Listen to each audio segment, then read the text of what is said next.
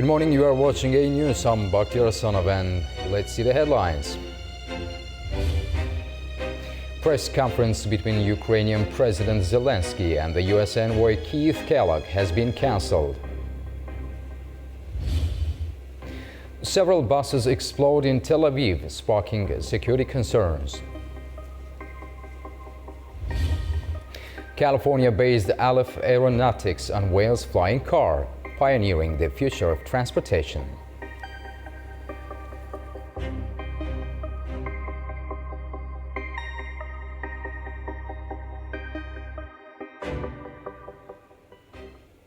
A planned news conference between Ukrainian President Volodymyr Zelensky and US envoy Keith Kellogg was unexpectedly cancelled and replaced by a brief photo session in Kiev.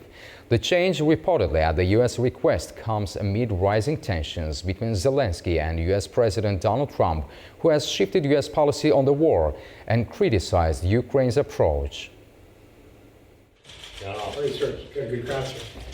A press conference that was set to follow talks between Ukrainian President Volodymyr Zelensky and US envoy Keith Kellogg was unexpectedly called off. Instead, the two figures held a brief photo session at Ukraine's presidential office in Kyiv, without delivering remarks or taking questions. Ukrainian presidential spokesman Serhiy Nikiforov stated that the change was made at the request of the US side. The White House has not commented on the decision. President Zelensky said his meeting with Kellogg covered security guarantees and the return of Ukrainian prisoners from Russia. He reiterated his call for a strong agreement with the US on investment and security.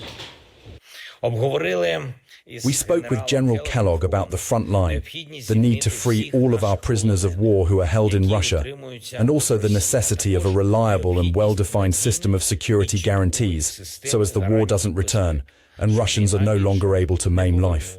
We all need peace. Ukraine, Europe, America, everyone in the world. Kellogg's visit to Kyiv comes amid escalating tensions between Zelensky and Donald Trump, who has shifted US policy on the nearly three-year war. Trump's recent decision to engage directly with Moscow without including Ukraine in initial talks has drawn criticism from Kyiv. Trump has also publicly criticized Zelensky, calling him a dictator without elections, and suggesting Ukraine bears some responsibility for the war. In response, Zelensky accused Trump of falling for Russian disinformation.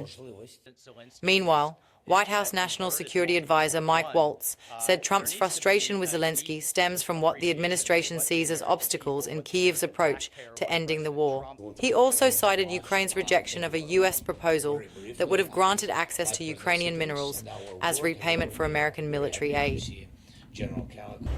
On Wednesday, Trump warned Zelensky to act quickly in negotiations with Moscow, saying he better move fast or risk not having a nation to lead. With the third anniversary of the war in Ukraine approaching, daily life continues under the shadow of uncertainty. But beyond the destruction and loss, the resilience of its people shines through in their hopes for a future without fear. A new day begins in Ukraine. The streets awaken, children prepare for school, workers rush to their jobs. But beneath the routine, there is an unshakable truth. This is not an ordinary life. Sirens can sound at any moment, missiles can fall.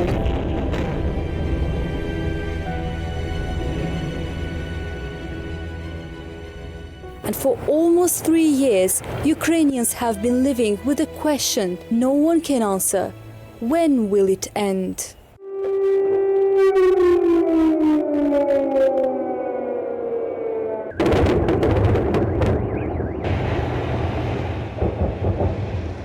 For Daria Slavitska, war has reshaped everything, even the way she loves her child. I don't sing lullabies to him. I whisper about peace. I tell him one day the skies will be quiet. She still remembers the moment she heard the first explosions while pregnant, the panic in her chest as she wondered if her baby would be born into a world that is already crumbling. Maria Palchukovska, a neurology nurse, has spent years treating the wounded, watching life slip away from those who never had a chance to grow old. I once believed loss meant missing someone. Now I know loss is emptiness. Empty chairs at dinner tables, empty beds in hospital rooms, empty futures stolen by war. She dreams of a morning where her first thought is coffee, not casualties, where she no longer needs to memorize the names of the fallen. For Tetiana Lozova, a ballet soloist, war has stolen something less visible, but just as painful: freedom. I used to dance for joy. Now I dance for survival, because if I stop, I will feel everything I've lost. Her performances continue, but not as before. Curfews dictate showtimes. Air raids decide rehearsals. Even art must bow to war. For Ihor Olinik, war is not new. It is a shadow that has followed him since childhood. But this war took what no war should: his son. He was 40, my only boy. He used to bring his children here to watch me dance. Now I dance so they remember me. Grief doesn't always weep, sometimes it dances. Hennady Udovenko lost a limb in battle, but he refuses to lose himself. I will not be defeated, not by war, not by loss. I will build a new life, one rep, one step, one breath at a time. For him, peace isn't just about borders, it's about reclaiming strength, one painful moment at a time. For Crimean Tatar Mufti Murat Suleymanov, the war means distance. His parents are in occupied Crimea. Their voices reach him through phone calls, but their arms cannot. Every time I hear their voices, I wonder, will this be the last time? Some losses are invisible, some exist in the silence of words left unsaid, in the embrace that never comes. Lyudmila Kosterova had a home once, now she has memories. War didn't just take my house, it took my family, my relatives in Russia. They no longer speak to me. They believe their TV more than they believe my tears. For her, peace is not just the absence of war, it is the return of trust, the mending of broken bonds. Ukraine enters another year of war, another year of waiting, of hoping, of enduring, but through it all, the dreams of its people remain the same: a sky free of rockets, a life free of fear, a tomorrow where children wake up not to sirens, but to the sound of laughter.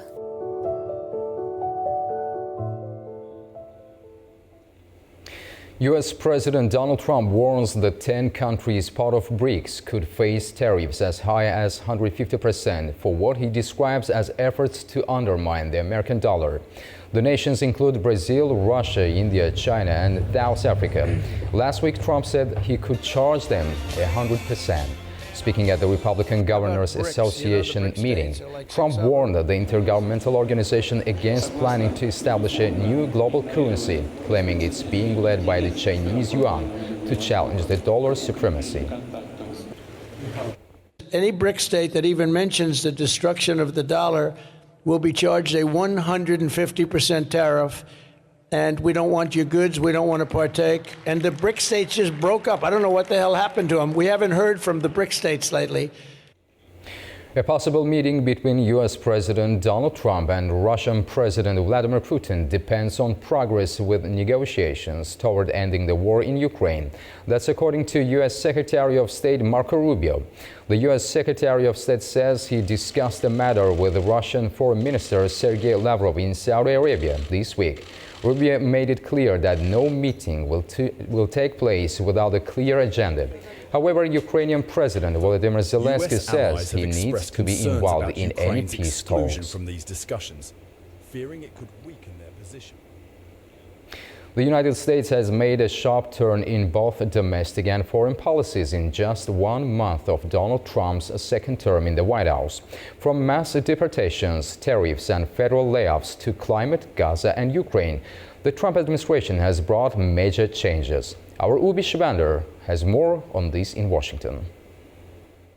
Well, as the old adage goes, there are decades where nothing happens, and there are weeks when decades happen. That perhaps best encapsulates the 1 month since President Donald Trump has taken office, with a flurry of executive orders coming close to 100 that have put a number of federal agencies and advisory committees on the chopping block, putting tens of thousands of federal workers out of a job, from the IRS to the U.S. Agency for International Development and other major federal agencies, with the president saying that he may even get rid of the Education Department. And they're not stopping there, with DOGE serving as the tip of the spear for President Trump's agenda to essentially completely restructure the federal government in a way that is essentially unprecedented.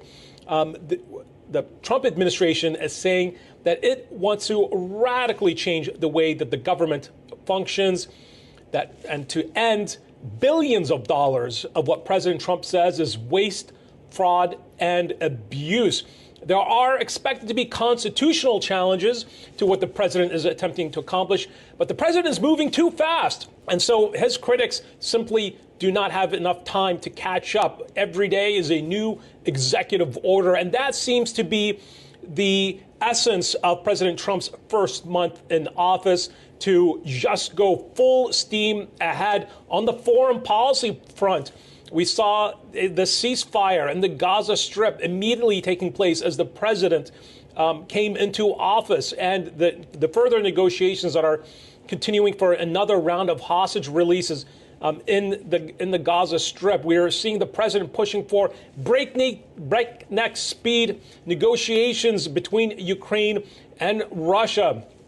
And the president saying that he wants to see that war ended immediately. And of course, the president saying that he wants his military to also focus on China and the Pacific, and the Secretary of Defense saying that there are going to be a number of defense cuts in the Pentagon's massive budget. So it's what the president is saying here is that he wants his administration to be remembered for the cost-cutting services and on the energy front as well, with the president signing a number of executive orders that the Trump administration believes will unleash American energy, essentially negating a number of executive orders that were previously signed by Joe Biden, Donald Trump's predecessor. And of course, on the tariff front, you can expect more tariffs to be signed, of course, with the president signing about 10% tariffs on China, threatening across-the-board tariffs on Europe and European exports that has America's allies worried.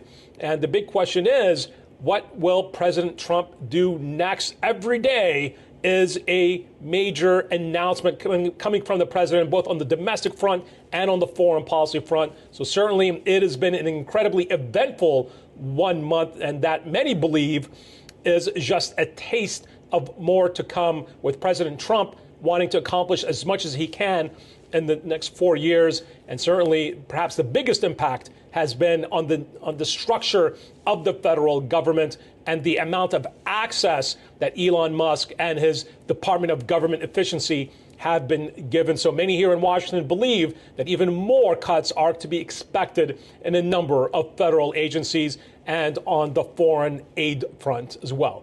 I'm Ubi Shivander reporting for A News, Washington, D.C.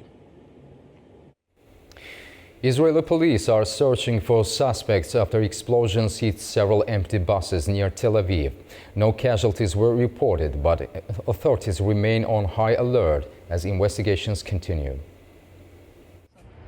The sound of car horns and traffic gave way to emergency sirens in Bat Yam, a suburb near Tel Aviv, as police responded to multiple explosions targeting empty buses. Israeli media reported that 3 bombs detonated in parking lots, while 2 additional devices were discovered and disabled before they could go off. Tel Aviv District Commander Haim Zagarov confirmed that police were working to determine the number of suspects involved. Security forces searched parked buses throughout the night, fearing more devices could be planted. Meanwhile, Transport Minister Miri Regev ordered all public buses, trains and light rail systems to be stopped and inspected as a precaution. Prime Minister Benjamin Netanyahu was briefed by his military secretary and is expected to hold a security assessment. A spokesperson for the Israel police did not immediately comment on the attack, but authorities remain on high alert as investigations continue. Israel says Hamas violated a ceasefire agreement after Tel Aviv claims one of the bodies returned was not a known hostage. The military is demanding the return of the missing remains. Israel confirmed that while 2 of the bodies handed over were identified as Kefir and Ariel Bibas, a third, expected to be their mother, Shiri, was unrecognizable. Hamas hasn't responded yet. Prime Minister Benjamin Netanyahu vowed retaliation. 6 living hostages are expected to be freed on Saturday in exchange for hundreds of Palestinian prisoners. Greenland's ruling Inuit Ataqatigiit party says it will not rush an independence vote through after a general election on March the 11th, citing concerns over possible economic and welfare implications. Greenland's ruling party formally launched its election campaign on Thursday, signaling a crucial moment in the country's political trajectory. The campaign comes amid a surge in international interest in Greenland, particularly from the United States, which has reinvigorated the island's independence movement. This growing external attention has amplified domestic calls for swift secession discussions with Denmark. The independence movement has been fueled by a combination of factors, including the island's vast untapped natural resources, such as rare earth minerals, and its strategic geopolitical location in the Arctic. I hear very few politicians say we want independence tomorrow rather than today. Everybody says we want independence, and we need some questions answered before we can move towards this. So I think I will not be triggered into, not by you, but by the heat of the moment to make decisions in a rush. And I think that my party has always said we want independence. We want all the time to push the boundaries of the Kingdom of Denmark and our autonomy within it. And we want to push towards independence. Polls indicate that while a significant majority of Greenlanders oppose the idea of becoming part of the United States, there is a strong and growing sentiment in favor of eventual independence from Denmark. However, opinions differ on the timeline for achieving this independence, largely due to concerns about the potential impact on living standards. Many Greenlanders recognize that independence would require significant economic restructuring, as the country currently relies heavily on subsidies from Denmark, which make up a substantial portion of its GDP. A delegation from the Belgian-Azerbaijani Chamber of Commerce is visiting Azerbaijan to strengthen trade ties and explore growth opportunities in sectors like logistics, metallurgy and agribusiness. Despite current trade levels being modest, Belgium sees Azerbaijan as a strategic partner with significant potential. Our Nigar Shirinova spoke with Stef Goris, chairman of the Belgian-Azerbaijani Chamber of Commerce, about the current state of trade and future plans for collaboration. What is the goal of this trade mission and what do you hope to achieve? Well, it's the first time for the Chamber, the Belgian-Azerbaijani Chamber of Commerce, to pay a visit in this capacity to Azerbaijan. So it's first of all to make acquaintance with the different agencies such as Aspromo, Kobia and others. Also to meet our Azerbaijani members because they showed already interest to become a member. And we had some very fruitful exchange of views. Okay, thank you so much. Our second question is, how would you describe the current trade relationship between Belgium and Azerbaijan and any key areas for growth? Yes. To our opinion, the level is not high enough. We should really increase, step up in our mutual trade relations. This is for sure the case. That's exactly why we, with a group of businessmen, we created this independent and Chamber of Commerce, which is a non-profit organization. So, we are looking forward to, especially in the field of transport, of logistics, but also metallurgy, but also pharmaceuticals, chemicals, agribusiness, many fields that have our interest. Okay, thank you so much. And with Europe's changing economy, how important is Azerbaijan as a trade partner for Belgium? Well, for the moment, it is, hélas, not. It has not the importance that we would like to have it, because we consider Azerbaijan as a potential future very important partner, because the geographic position of your country, being in the middle of the middle corridor and being in the bottleneck between big countries and the only access between East and West, between the Far East and Europe, we believe it has a huge potential, and we strongly recommend now to Belgian companies to be present during the development also of the middle corridor. California-based Aleph Aeronautics has released footage of its flying car lifting off vertically, calling it a major step toward making the futuristic concept a reality. Cars flying in futuristic movies have always intrigued us, but this time in California, the Aleph Model Zero takes off the ground, marking a step toward the future of transportation. Aleph Aeronautics has showcased its ultralight flying car in a newly released video, demonstrating its ability to lift off vertically and hover over a parked truck. The company says this is the first publicly shared footage of a car both driving and performing a vertical takeoff. The test was conducted with no risk to the public, according to Aleph. CEO Jim Duchovny compared the moment to the Wright brothers' first flight, calling it independently verifiable proof that flying cars are possible. Duchovny acknowledged that buying a flying car is still prohibitively expensive since production has not yet begun. However, he expects costs to drop over time, eventually reaching levels similar to conventional cars.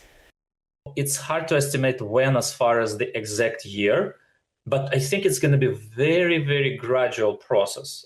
It's good for many, many reasons to have gradual process, to get it to consumers so people slowly get used to it, see how safe it is, see how quiet it is, see the benefits of it, not only for themselves, but for example, for search and rescue vehicles. So it's a slow, gradual process where people are going to see 1, 10, 50, 100, and so on. While there is no clear timeline for flying cars to become mainstream, Duchovny believes the transition will be gradual. We are done for now, but don't go far. Stay tuned for more and have a wonderful morning.